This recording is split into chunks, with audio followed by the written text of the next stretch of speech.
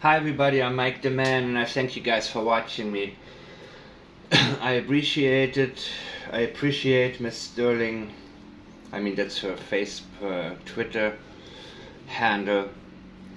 Sending me some of the older interviews, some of the transcripts from older interviews from Katie and Chris Proudfoot. And you can also send me anything that you think I may have missed or that I may have overlooked or that most people seem to have overlooked, because it seems to me most people are so interested in the recent interviews Chris and Katie Proudfoot are giving, and they are giving way too many.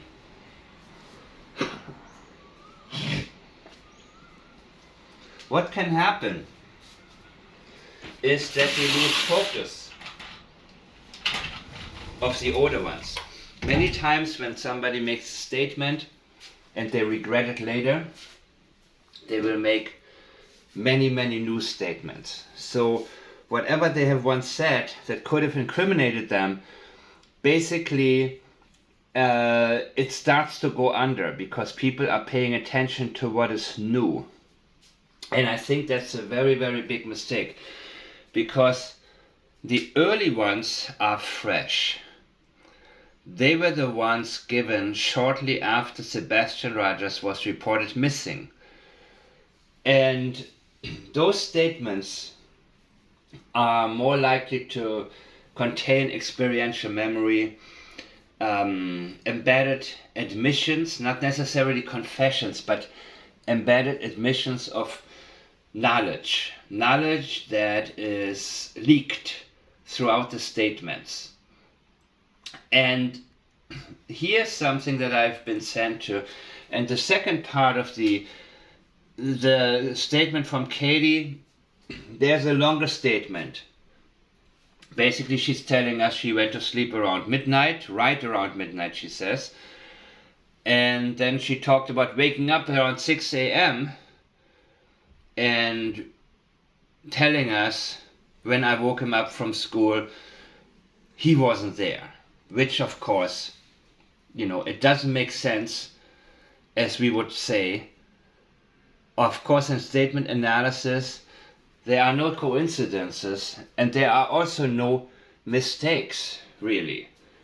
Because when we trip in our language, it can reveal a lot more than we have, than the naked eye may see when you look deeper into it.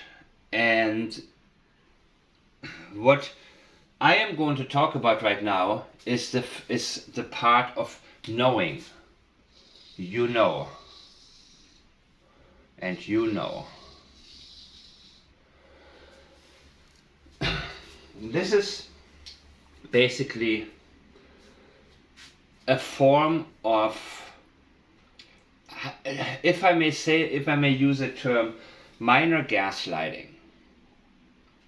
When somebody says, answers a question, when you tell somebody, okay, do you have anything to do with the disappearance of your child? And the person says, well, you have to be crazy to think that. This is a tactic that's often used to kind of push people back and tell them, no, you know, if you're not on my side, there's something wrong with you. Between the hours of, 12 and 6, I don't know. How do I know what time they slept? If they slept that night, I have no idea. So when he says, basically he is laying a foundation for the interview.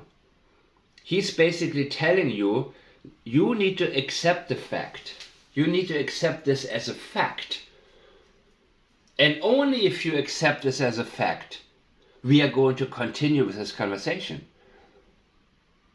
Basically, he is setting the rules. That the first thing you have to do is accept the hours between 12 and 6. He must have vanished, or basically vanished, around that time. It means you cannot consider anything else. And I refuse to do that, because unless the language, the rest of the language indicates, or the evidence indicates strongly that there is no other opportunity, no other possibility. But is there really? You know, we've talked about the third. I will leave those videos right now as is, because not a lot of people have seen it yet. So, you know, feel free to share it and let people know, because I think we are now, it's a circus right now. Everybody talks about you know, Chris's abuse and all of these things. It's been proven that Chris Proudfoot abused Sebastian Rogers. That has been proven, that has been admitted to, but that is not why we are here. We want to know what happened to this child. We want to know, you know, what happened to his body, what happened to, you know, we have to have these answers. And I will stay at the basics. So that is why